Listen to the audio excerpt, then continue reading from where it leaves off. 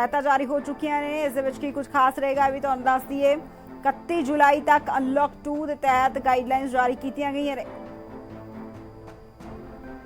31 ਜੁਲਾਈ ਤੱਕ ਸਕੂਲ ਤੇ ਕਾਲਜ ਬੰਦ ਰਹਿਣਗੇ। ਕੌਮਾਂਤਰੀ ਉਡਾਣਾਂ ਤੇ ਰੋਕ ਜਾਰੀ ਰਹੇਗੀ। 31 जुलाई तक कोई मेट्रो रेल नहीं चलेगी। सो तमाम गाइडलाइंस जो ने अनलॉक 2 ਨੂੰ ਲੈ ਕੇ ਜਾਰੀ ਕਰ ਦਿੱਤੀਆਂ ਗਏ ਨੇ। ਇਸ ਲਈ ਤੁਹਾਨੂੰ ਦੱਸ ਦਈਏ ਕਿ 31 जुलाई तक जो ने गाइडलाइंस ਜਾਰੀ ਕੀਤੀਆਂ ਗਈਆਂ ਨੇ।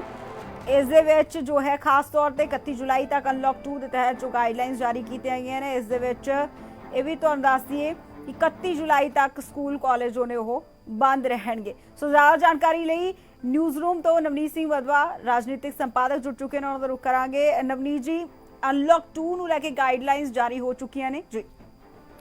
बिल्कुल मनप्रीत, जानकारी आ चुकी है और मैं दिखाना भी चाहूँगा कि जो अनलॉक 2 यानी कि अनलॉक 1 ਜਿਹੜਾ 1 ਜੂਨ ਤੋਂ 30 ਜੂਨ ਤੱਕ ਹੈਗਾ, ਕੱਲ ਤੱਕ ਹੈ। ਔਰ ਥੋੜੀ ਦੇਰ ਪਹਿਲਾਂ ਹੀ ਅਸੀਂ ਇਸ ਮਸਲੇ ਨੂੰ ਲੈ ਕੇ ਚਰਚਾ ਕਰ ਰਹੇ ਸੀ ਕਿ ਕੀ ਲੌਕਡਾਊਨ ਲੱਗੇਗਾ ਜਾਂ ਅਨਲੌਕ 2 ਦੀ ਤਿਆਰੀ ਕਰੀਏ। ਸੋ ਗਾਈਡਲਾਈਨਸ ਜਾਰੀ ਕਰ ਦਿੱਤੀ ਗਈ ਹੈ ਅਨਲੌਕ 2 ਨੂੰ ਲੈ ਕੇ, ਜਿਸ ਵਿੱਚ 1 ਜੁਲਾਈ ਤੋਂ 31 ਜੁਲਾਈ ਤੱਕ ਦੀ ਇਹ ਗਾਈਡਲਾਈਨਸ ਹੈ ਜਿਹੜੀ ਕਿ ਜਾਰੀ ਕੀਤੀ ਗਈ ਹੈ। ਹੁਣ ਵਿਸਤਾਰ ਸਹਿਤ ਦੱਸ ਦਿੰਦੇ ਆ ਕਿ ਅਨਲੌਕ 1 ਔਰ ਅਨਲੌਕ 2 ਦੇ ਵਿੱਚ ਫਰਕ ਆਖਿਰਕਾਰ ਕੀ ਹੈ। ਜੇ ਮੋٹے ਤੌਰ ਤੇ ਮੈਂ ਸਮਝਾਉਣ ਦੀ ਕੋਸ਼ਿਸ਼ ਕਰਾਂ, ਬਹੁਤਾ ਜ਼ਿਆਦਾ ਫਰਕ ਅਨਲੌਕ 1 ਤੇ ਅਨਲੌਕ 2 ਦੇ ਵਿਚਕਾਰ ਨਹੀਂ ਹੈ। ਇੱਕ ਵੱਡੀ ਗੱਲ ਜਿਹੜੀ ਨਿਕਲ ਕੇ ਸਾਹਮਣੇ ਆਈ ਹੈ ਕਿ ਅਨਲੌਕ 1 ਦੇ ਵਿੱਚ ਯਾਨੀ ਕਿ ਪੂਰੇ ਜੂਨ ਦਾ ਮਹੀਨਾ ਮਨਪ੍ਰੀਤ ਜਿਹੜਾ ਰਿਹਾ, ਉਸ ਵਿੱਚ ਰਾਤੀ 9 ਵਜੇ ਤੋਂ ਲੈ ਕੇ ਸਵੇਰੇ 5 ਵਜੇ ਤੱਕ ਧਾਰਾ 144 ਲਾਗੂ ਸੀ, ਯਾਨੀ ਕਿ ਕਰਫਿਊ ਸੀਗਾ। ਪਰ ਅਨਲੌਕ 2 ਦੇ ਵਿੱਚ 1 ਘੰਟੇ ਦੀ ਰਾਹਤ ਦੇ ਦਿੱਤੀ ਗਈ ਹੈ, ਯਾਨੀ ਕਿ ਰਾਤੀ 10 ਵਜੇ ਤੋਂ ਲੈ ਕੇ ਸਵੇਰੇ 5 ਵਜੇ ਤੱਕ ਕਰਫਿਊ ਰਹੇਗਾ। ਹੁਣ ਤੱਕ ਜਿਹੜਾ 9 ਵਜੇ ਤੱਕ ਹੈ, ਅੱਜ ਔਰ ਕੱਲ ਉਹ 9 ਵਜੇ ਤੱਕ ਹੈ। ਪਰਸੋਂ ਤੋਂ 1 ਤਰੀਕ ਤੋਂ ਰਾਤੀ 10 ਵਜੇ ਤੋਂ ਸਵੇਰੇ 5 ਵਜੇ ਤੱਕ ਕਰਫਿਊ ਰਹੇਗਾ। ਰਾਹਤ ਕਿੱਥੇ ਨਹੀਂ ਦਿੱਤੀ ਗਈ ਹੈ, ਸਕੂਲ ਕਾਲਜ 31 ਜੁਲਾਈ ਤੱਕ ਬੰਦ ਰਹਿਣਗੇ, ਯਾਨੀ ਕਿ ਸਕੂਲ ਕਾਲਜ ਅਜੇ ਨਹੀਂ ਖੁੱਲਣਗੇ। ਇਹ ਫੈਸਲਾ ਭਾਰਤ ਸਰਕਾਰ ਵੱਲੋਂ ਲੈ ਲਿਆ ਗਿਆ ਹੈ। ਦੂਜਾ, international air travel of passengers ਉਹ ਵੀ ਨਹੀਂ ਹੋਏਗਾ। ਕੌਮਾਂਤਰੀ ਉਡਾਣਾ, ਜੋ ਪੰਜਾਬੀ ਇਹ ਸੋਚ ਰਹੇ ਸੀ ਕਿ ਵਿਦੇਸ਼ ਚਲੇ ਜਾਈਏ, ਜੋ ਕੋਈ ਬਾਹਰੋਂ ਆਇਆ ਸੀਗਾ ਉਹ ਵਾਪਸ ਚਲਾ ਜਾਏ, ਬਾਹਰੋਂ ਕਿਸੇ ਨੇ ਆਣਾ, ਜੋ ਇੱਕ ਪਰਮਿਸ਼ਨ ਦਿੱਤੀ ਗਈ ਹੈ ਉਹ ਆ ਸਕਦੇ ਨੇ। ਅਦਰਵਾਈਜ਼ ਕੌਮਾਂਤਰੀ ਉਡਾਣਾ ਅਜੇ ਬੰਦ ਰਹਿਣਗੀਆਂ।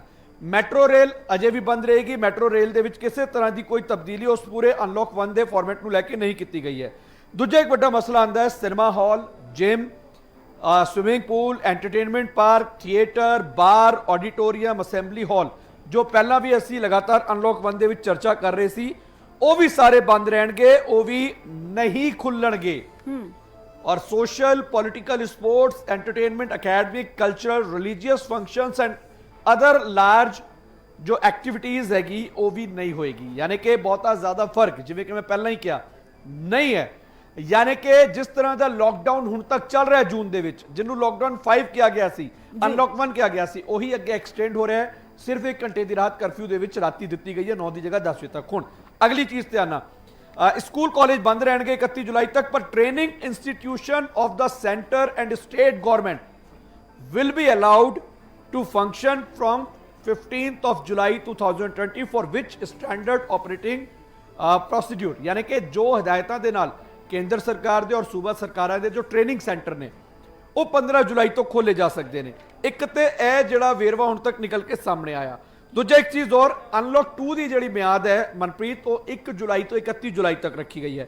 होर डिटेल दे विच जे जाइए, सो कंटेनमेंट जोन तो बाहर कुछ राहत दित्तियां गईयां ने, जिन्हां च कुछ मैं दस चुकिया, और कुछ दी जे मैं गल करां ते आवाजाही ते रोक नहीं होएगी। सिर्फ रात दे कर्फ्यू नूं छड्ड के आवाजाही ते किसी तरह की कोई रोक नहीं होएगी, और खास तौर पर 10 बजे तो 5 बजे तक रोक रहेगी नाइट कर्फ्यू दौरान। दूजा एक वड्डा मसला इत्थे मनप्रीत होर आंदा है, however there shall be no restriction on inter state और intra state movement of person and goods including those for cross land border trade under treaties with the neighbouring countries. So जिवें अटारी वाघा सरहद तो लोग आ रहे हैं, एयर ट्रैवल नहीं होएगा, पर उन्होंने लैके कुछ जो हुण तक कई लोग फसे हुए हैं वो आ जा सकणगे, वो एक हिदायत जारी की गई है। एक बारी होर मैं कह सकना कि ਜੋ 65 ਸਾਲ ਤੋਂ ਉੱਤੇ ਦੇ ਬਜ਼ੁਰਗ ਨੇ ਔਰ 10 ਸਾਲ ਤੋਂ ਛੋਟੇ ਦੇ ਬੱਚੇ ਨੇ ਔਰ ਪ੍ਰੈਗਨੈਂਟ ਵੂਮਨ, ਉਹਨਾਂ ਨੂੰ ਇੱਕ ਵਾਰੀ ਫਿਰ ਤੋਂ ਰੋਕਿਆ ਗਿਆ ਹੈ ਕਿ ਉਹ ਬਾਹਰ ਨਾ ਨਿਕਲਣ। ਸੋ ਇੱਕ ਐਡਵਾਈਜ਼ਰੀ ਇਹਦੇ 'ਚ ਫਿਰ ਤੋਂ ਜਾਰੀ ਕੀਤੀ ਗਈ ਹੈ ਔਰ ਆਰੋਗਿਆ ਸੇਤੂ ਐਪ ਹੋਣਾ ਚਾਹੀਦਾ। ਇਸ ਤੋਂ ਇਲਾਵਾ state duty government shall not dilute these guidelines issued under the, ਯਾਨੀ ਕਿ ਹੁਣ ਜੋ ਬਾਰ-ਬਾਰ ਗੱਲ ਨਿਕਲ ਕੇ ਸਾਹਮਣੇ ਆ ਰਹੀ ਸੀ, ਮੈਂ ਹੁਣ ਉਹਦੇ ਤੇ ਆ ਜਾਣਾ। ਇਸ ਦੇ ਵਿੱਚ ਇੱਕ ਬੜਾ ਅਹਿਮ ਪੁਆਇੰਟ ਕੇਂਦਰ ਸਰਕਾਰ ਨੇ ਐਡ ਆਨ ਕੀਤਾ ਹੈ। ਕਈ ਸੂਬਾ ਸਰਕਾਰਾਂ ਜੋ ਥੋੜੀ ਦੇਰ ਪਹਿਲਾਂ ਅਸੀਂ ਚਰਚਾ ਕਰ ਰਹੇ ਸੀਗੇ ਕਿ ਲੋਕਡਾਊਨ ਉਹਨਾਂ ਨੇ ਲਾਇਆ, ਪਰ ਉਹਦੇ ਚ ਇਸ ਗਾਈਡਲਾਈਨਸ ਦੇ ਵਿੱਚ ਨੌਵਾਂ ਪੁਆਇੰਟ ਹੈ ਸਟ੍ਰਿਕਟ ਇਨਫੋਰਮੈਂਸ ਆਫ ਦਾ ਗਾਈਡਲਾਈਨਸ, ਯਾਨੀ ਕਿ ਇਸ ਗਾਈਡਲਾਈਨਸ ਦੇ ਉਹ ਇਨਫੋਰਸਮੈਂਟ ਜਿਹੜੇ ਕਿ ਬੜੇ ਸਟ੍ਰਿਕਟਲੀ ਫੋਲੋ ਕਰਨੇ ਨੇ। ਉਹਦੇ ਚ ਲਿਖਿਆ ਕੀ ਹੋਇਆ, state UT government shall not dilute these guidelines issued under the Disaster Management Act 2005 in any manner, यानी कि लॉकडाउन नहीं ला सकते। जो गाइडलाइंस केंद्र सरकार वालों जारी की गई है वही गाइडलाइंस रहेगी, उसको डायलूट नहीं किया जा सकता। सो बड़ा अहम इनू कह सकते हैं, यानी कि हौली हौली हुण मुल्क खुलण वाले राह ते है जो एक गाइडलाइंस जिहड़ी है केंद्र सरकार वालों हुण जारी की गई है। ਨਵਨੀਤ ਜੀ, ਕੀ ਲੱਗਦਾ ਕਿ ਹੁਣ ਮਹਾਰਾਸ਼ਟਰ ਸਰਕਾਰ ਵੱਲੋਂ ਜਿਸ ਤਰ੍ਹਾਂ ਕਿ ਲੋਕਡਾਊਨ ਦੀ ਗੱਲ ਕਹੀ ਗਈ ਹੈ ਤਾਂ ਹੁਣ ਉਹਨਾਂ ਨੂੰ ਆਪਣਾ ਫੈਸਲਾ ਬਦਲਣਾ ਪਏਗਾ?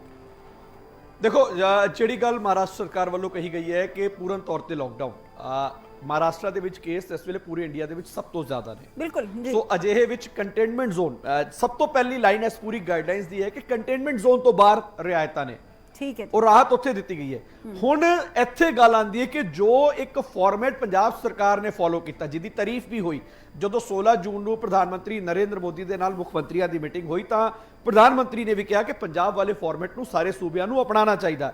ਛੋਟੇ ਛੋਟੇ ਮਾਈਕਰੋ ਕੰਟੇਨਮੈਂਟ ਜ਼ੋਨ, ਜੇ ਕਿਸੇ ਇੱਕ ਮਹੱਲੇ ਦੇ ਵਿੱਚ 4-5 ਕੇਸ ਨੇ ਤੇ ਖਾਲੀ ਉਹਨੂੰ ਸੀਲ ਕਰੋ, ਪੂਰੇ ਸ਼ਹਿਰ ਨੂੰ ਨਾ ਕਰੋ।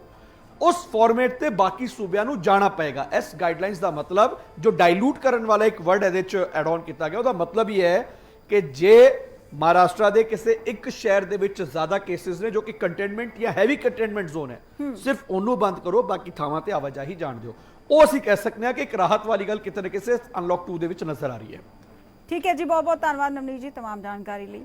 ਸੋ ਰਾਤੀ 9 ਵਜੇ ਦੀ ਥਾਂ 10 ਵਜੇ ਜੋ ਹੈ ਉਹ ਕਰਫਿਊ ਉਸ ਤੋਂ ਸ਼ੁਰੂ ਹੋਏਗਾ, 10 ਤੋਂ 5 ਵਜੇ ਤੱਕ ਇੱਕ ਰਾਹਤ ਜੋ ਹੈ ਦਿੱਤੀ ਗਈ ਹੈ। ਨਾਲ ਹੀ ਨਵਨੀਤ ਜੀ ਤੁਹਾਨੂੰ ਦੱਸ ਹੀ ਚੁੱਕੇ ਨੇ ਕਿ ਕਿਸ ਤਰ੍ਹਾਂ ਰਾਹਤ ਜੋ ਹੈ ਕਿਤੇ ਨਾ ਕਿਤੇ ਥੋੜੀ ਬਹੁਤ ਹੀ, ਹਾਲਾਂਕਿ ਜ਼ਿਆਦਾ ਫਰਕ ਨਹੀਂ ਹੈ ਅਨਲੌਕ 1 ਤੇ 2 ਦੇ ਵਿੱਚ, ਪਰ